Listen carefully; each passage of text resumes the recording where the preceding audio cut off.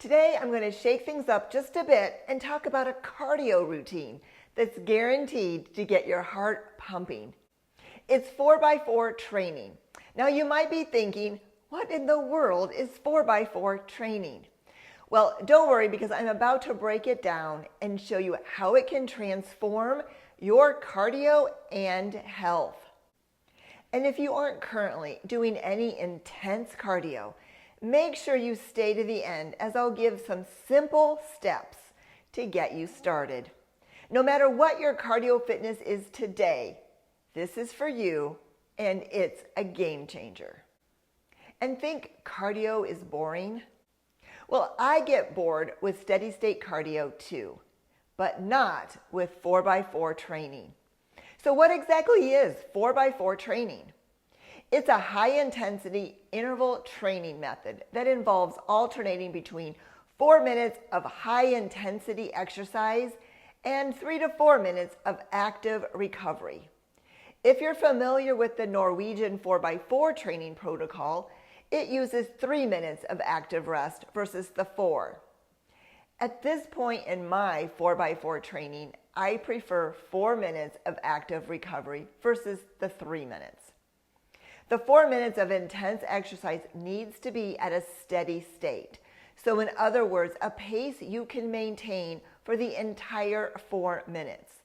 This takes a little practice so that you don't start out too hard in the first minute and then need to slow down during the remaining 3 minutes of your intense work. What I love about this approach is that it's simple and effective. By pushing yourself to the limit during those 4 intense minutes, followed by 4 minutes of active recovery, you'll torch calories, boost your metabolism, and improve your cardiovascular endurance. And believe it or not, even your life expectancy. The results of one study caught my attention. This study examined healthy 50-year-olds who had been sedentary. They followed the Norwegian 4x4 protocol for 2 years. Remember, the Norwegian protocol uses the 3 minutes of active rest. At the end of this study, they found that the participants' hearts looked more like that of a 30-year-old. They didn't just jump from the couch to the 4x4 training, though. They spent 6 months ramping up their exercise before starting the Norwegian protocol. This period of ramping up is super important. I'll talk more about this in a moment. This interval training can be done on a treadmill, bike, stepper, or even outside. So just pick what you enjoy the most. If you haven't been doing any intense cardio, you can start today by walking at a brisk pace. Remember, the study I mentioned earlier, those participants took 6 months to build a base of cardio fitness before they dove into the 4x4 training. I personally also spent about 4 months slowly building up to it as well. The idea is to start slowly increasing the intensity. You may even want to start out with longer active rest periods, say 5 minutes of active rest with 3 minutes of intense activity. I actually started off with 2 minutes of the faster pace and 6 minutes of the active recovery. You may need to experiment to see what works best for you. My preference is to do this on a treadmill, but I've also done it on a stationary bike. While you can do this outside, it's a bit more complicated because you need to keep track of time and pace, which the cardio equipment will do for you. For me, when I'm outside, I find my mind wandering, and the next thing I know, I missed my next 4-minute window. It's also much more difficult to stay at a steady pace throughout either of the 4-minute windows. As I mentioned in a previous video, Staying Fit at 62, one of the goals I'm currently working on is improving my VO2 max. If you haven't seen that video, make sure to check it out after you watch this one. I'll link to this video in the description. As a quick reminder though, the VO2 max is the maximum amount of oxygen that your body can use during exercise. I'm a huge fan of setting baselines, And that is true for the 4x4 training too. It doesn't really matter what your absolute exact baseline is. You simply need a starting place. I just picked a speed that I thought would be somewhat uncomfortable while still being able to maintain it for 4 minutes. Honestly, I started out slower than necessary, but this starting point is a bit of trial and error, and I'd prefer to err on the side of being too slow rather than the alternative of overdoing it and potentially getting injured. I do walk a lot, so I already knew what pace I could keep up for 30 to 40 minutes, so I use that as a guide. If you have no idea, just start out slow. You can always increase the speed a bit the next time you do the 4x4 training.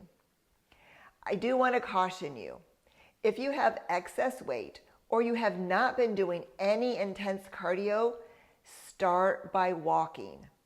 I'd love to see you build up to a brisk walk for, say, 30 minutes before starting any 4x4 training. I was consistently walking 30 to 40 minutes a day before I even started the preliminary protocol, which slowly increased my cardio intensity.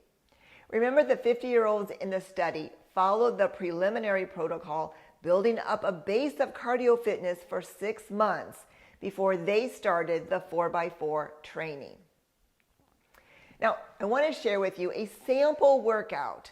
After you know you can walk 30 minutes for maybe a 15-minute per mile pace, which is a brisk walk. If you're walking on a treadmill, this would be 4 miles per hour. If you're walking at a slightly slower pace, that's fine. You'll just want to reduce the pace that I'm using in the following example. For simplicity, let's assume that Karen, our imaginary friend, is using a treadmill for her 4x4 training. Karen has been walking at a 4 mile per hour pace for approximately 30 minutes for the past several months. She's now ready to jump into 4x4 training. First, she'll need to pick a recovery pace and a more intense pace. Like I mentioned earlier, this will be a bit of trial and error, so don't worry too much about this. Again, I recommend you err on the side of caution, picking a potentially slower pace for both recovery and the intense portions of the training. Karen has decided to set her recovery pace at 2.5 miles per hour, which is significantly slower than her current 4 miles per hour walking pace. She needs this slower pace to ensure that her heart rate comes down to something close to 100 beats per minute before she kicks off another round of intense work. For her intense 4 minutes, she's going to use 4.5 miles per hour, which is slightly faster than her 30-minute walk pace of 4 miles per hour.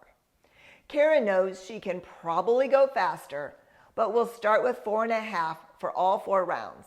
If this feels too easy, she'll increase the speed next time. Karen is eager to get started, but she knows she must warm up first. I like to use my recovery speed as my warm-up pace. Karen will walk for 5 minutes at 2.5 miles per hour with no incline as her warm-up. If you feel you need a longer warm-up, take it. This warm-up pace should feel nice and easy. However, you should start to feel warm and your heart rate should start to rise just a bit. Once you're warmed up, it's time to start your 4x4 training. Karen increases her speed to 4.5 miles per hour for 4 minutes, followed by 4 minutes of recovery at 2.5 miles per hour. Remember, your heart rate should come down to around 100 or less by the end of your recovery window. If it doesn't, consider reducing the speed during your recovery period. Round 1 is done. You have 3 more rounds to go. Before you start your next intense 4 minutes, consider how you feel. Did your heart rate come down to something close to 100? Well, glad your 4 minutes of intense work was done. Did you feel like you could go for a few more seconds, or were you gasping for air? Not sure you were going to make it to the end. If you felt like you could go harder during the 4 minutes of intense work, I caution you to stay with the plan. The next 3 rounds will get increasingly more difficult as fatigue sets in. If you weren't sure you were going to make it to the end of your 4 minutes, consider slowing down for the next 3 rounds. The intense 4 minutes should feel hard, but doable. Our goal is to improve our cardiovascular health, not fall off the treadmill, get injured, or hate this so much that you'll never do it again. Trust me, it is much better to start slow and increase the next time if needed than to overdo it on day 1. The 4x4 training is meant to be done once a week. However, in the beginning, I did 4x4 training several times a week while I was trying to determine the best speed for both the active recovery and the intense work. I'm currently doing 1 or 2 days per week of 4x4 training, along with 2 to 3 days of steady state cardio. And each time I do one of these workouts, I'm asking, could I go faster than I did last time? Sometimes the answer is no, and other times I'm ready to pick up the pace. So far, I'm increasing the speed on my 4 minutes of intense work, but I'm holding my active recovery speed at 3 miles per hour. So here's a quick summary of how to incorporate 4x4 training. Start by selecting your preferred cardio activity, then warming up for a few minutes. Remember, your preferred cardio activity could be treadmill, a stationary bike, elliptical, and even outside. Then, after you've warmed up, go all out for 4 minutes, pushing yourself to your limits. Next, after that 4 minutes, switch to a lower intensity activity for the next 4 minutes, allowing your body to recover and catch your breath. And fourth, repeat this cycle for a total of 4 rounds. And now you've completed your 4x4 workout. You may be thinking, this sounds like a lot of work. Do I really have to do this in the first place? Well, I'll let you decide. Let's go back to the benefits of 4x4 training. For me, the kicker was the research study that I mentioned in the beginning of this video. Improving my heart by even a few years sounds like a no-brainer. And if I can get it back to, say, a 40-year-old's heart, well, I'm all in. 4x4 training is scientifically proven to improve your VO2 max, which is a key indicator of cardiovascular fitness. By challenging your body with bursts of high-intensity exercise, you'll see noticeable improvements in your endurance over time, which means more energy for activities like hiking and keeping up with your grandkids. The third benefit, a higher VO2 max, is a marker for a stronger heart and lungs. Maintaining a higher VO2 max helps lower our risk of heart disease. Fourth benefit, burns calories and aids in weight management while preserving muscle. Studies have also shown that a high VO2 max is correlated with improved cognitive function, memory, and brain health. I also find interval training to be far less boring than steady state walking, running, or biking, especially when I'm on cardio equipment. So are you ready to take your cardio to new heights? I invite you to join me in this 4x4 training. Remember to give yourself a period of time to ramp up your cardiovascular endurance before you go all out with the 4 minutes of intense work. I hope you are excited to start 4x4 training.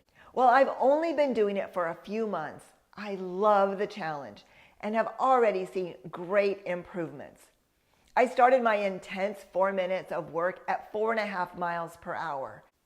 Just 2 months later, I'm currently at 6.3 miles per hour. My goal is to be at 7 miles per hour or faster by the end of the year. If you found this video helpful, please give it a thumbs up, share it with a friend, and leave me a comment. I love hearing about your fitness journey. Let me know if you'll be giving 4x4 training a try, and if you do, how you like it. I'll see you in the next video.